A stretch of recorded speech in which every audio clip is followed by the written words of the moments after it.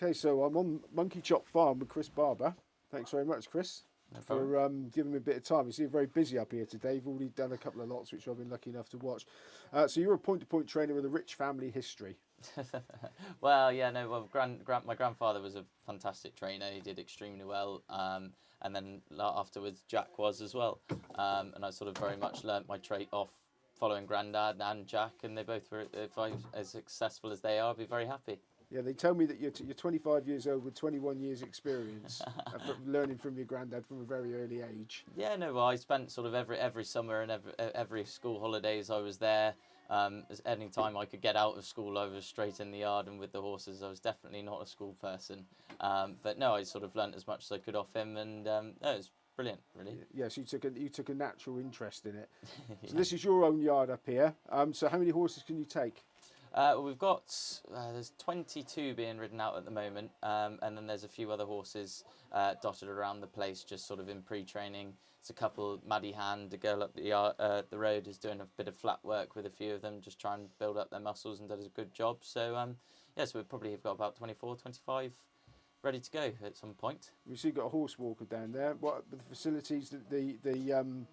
The gallops look extremely testing. Yeah, no, it's a good gallop. You can find out. I mean, it's a tried and tested gallop. I mean, Grandad trained a lot of winners up there. Harry Fry was here. Anthony Honeyball. They're all using the same gallop. It's very sort of, we're all kind of doing a very similar thing. It's a foolproof gallop, really. You sort of have your routine. You do follow your routine. The horses will be fit, and you run them, and hopefully, if they're good enough, they win. They tell me that locally this place is known as Millie Lambourne. Is there a friendly rivalry between you all? Oh, there's lots. I must say, it's one of my downfalls is I'm an extremely competitive person. But no, there's always horses going about. I mean, you've got Ben Clark just down the road, Anthony, young Harry Rolls started as well. So there's horses everywhere, and it's a good atmosphere to work in. So your grandfather, safe to say, he was a legend in the point-to-point scene. I mean, what were the lessons that you learned from him that stick in your mind the most? Very much that a lot of people have champagne taste and beer money, and that's very much the same with what we do with our 3-year-olds. I go to the sales, and that's predominantly, we have a lot of youngsters, and sort of that's where I probably learnt as much as I could off my grandfather, because he was a great stock man to buy a young horse, and we all want the most expensive, best looking horses, but sometimes we can't all get that. So it's trying to find the different angle of whether it's pedigree or you compromise on something to try and find the next star. So he's teaching you what to look for in bloodstock and that sort of thing as well. Well, Yeah. yeah, no, very much. I mean, he was a man of very few words at the sales, but you would pick up little things. I mean, when the eyebrow goes up, he wasn't too sure about something, or you would pick up a lot of things, and I'm very grateful for everything I've learnt off him. So we're trying to keep perfecting it, try and get as many horses as we can. You throw enough darts at the board, some of them will hit. Now you were a jockey for 4 seasons. So was being a jockey first and foremost when you were a young man growing up, or was training always in the back of your mind? I always absolutely loved the young horses. I loved going to the sales. Loved all of it. But at the same time, I love riding as well. I wasn't very good at it, but I was very lucky to have the opportunities that I was given. And then it sort of got to a point where we started having a few youngsters, and that sort of took my interest. And sort of you commit to one. I was never going to be A.F. McCoy, so hopefully at least we can try and be a Colin Bow of the point-to-point producing nice horses. So how old were you when you sat on a horse? Oh, goodness grief. If I'm honest, I wouldn't actually know. I know there's a picture of me all dressed up in a jockey's outfit when I'm about 3 or 4. But I was very lucky that to sort of have the opportunities to ride and get involved as I could. So there was never any other option. You were always going to be involved in racing in one way or another. Well, to be honest, I wouldn't see myself doing anything else. I'm not the most academically gifted, and all I know is horses, and that's all I sort of want to continue doing. Okay, so you rode from 2014 to 2018. How do you look back on your career as a jockey? Agricultural. No, it took me, I think, 3 years to ride my first winner. And sort of Stuart Sampson was extremely good to me in my riding stint. I got on very well with him, and we had a good relationship through it. I very much enjoyed it, and I don't regret it at all. I mean, sometimes when we're schooling here, I get the buzz back and want to do it, but I'm far better off letting the lads, the better people, do it than me. When you finished on a high, because your last season as a jockey was your most successful, 7 winners. Yeah, no, it was. Yeah, no, I enjoyed that, and sort of, it was very much. I would have kept going for a bit longer if I could have, but we had more horses coming on, and that was sort of beginning to take over a bit. And that's very much what I wanted to do, and I want to be. I mean, I'm not. Anyone's lying if they say they don't want to be the best, and that's very much what I want to try and be. So that was your decision to quit riding and go training because that was your ultimate. That was your ultimate goal. Yeah. Your first runner was your first winner as a trainer. Yeah. Yeah, no, it was a mare, Martin McIntyre, who rides point to pointing. We were both riding out for Harry Fry, and we said to ourselves, right, we're going to try and buy a 3-year-old and try and play about something to do with the afternoons, keep us out of mischief, basically. And we couldn't afford one, so then we ended up going on a different route of trying to find a backwards Irish point to pointer, and we bought definitely an Oscar. And the pair of us, yeah, to be fair, that was just as much Fly as it was me. We worked together, and she dotted up first time. I ended up being quite a good horse. She was a 130 mare for Harry.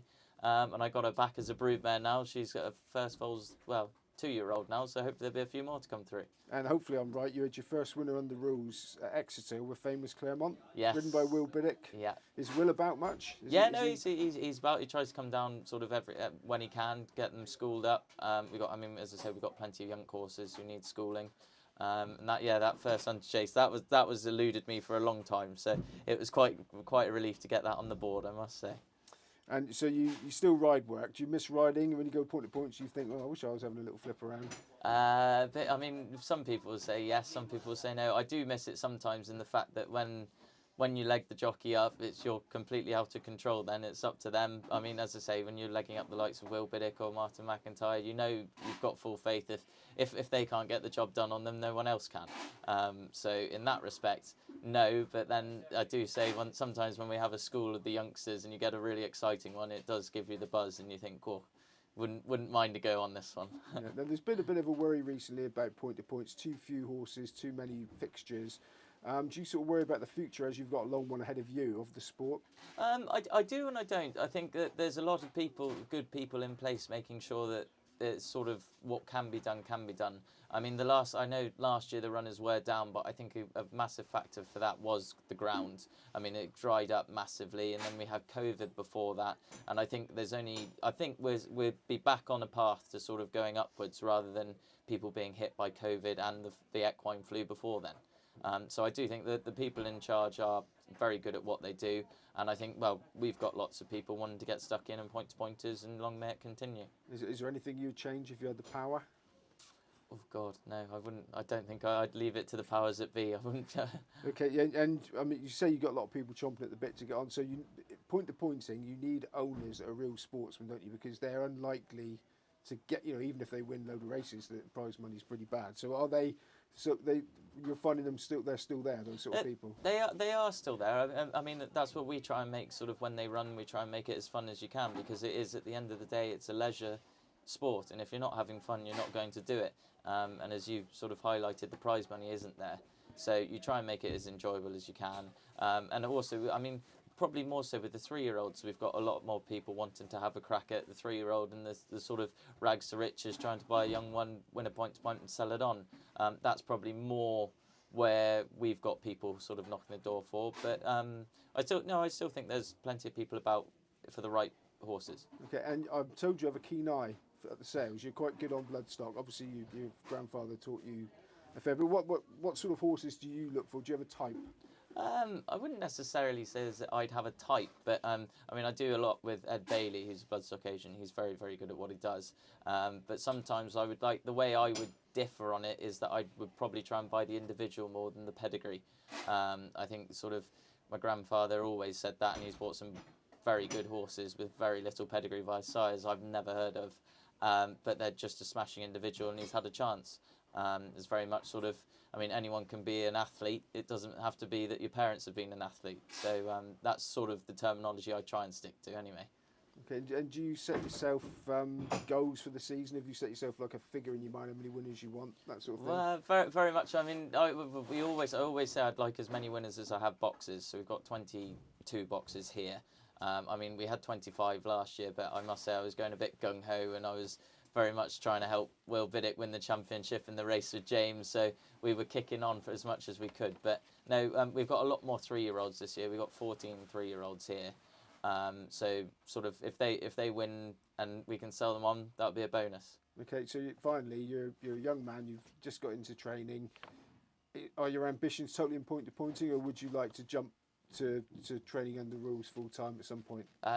Not for me. No, I love my young horses. I love producing the young horses, going to the sales. And as I say, I mean, I went a couple of weeks ago. I went over to Ireland, had a look around Wexford, and looked at Colin Bowes and Dennis Murphy's. And I mean, they've got 63-year-olds, and I mean, Colin Bowes got 120 horses in training, and it's a fantastic operation, and that's very much what I sort of like to get to over here. Brilliant. Well, Chris Barber, thanks very much. Thank you. Thank you.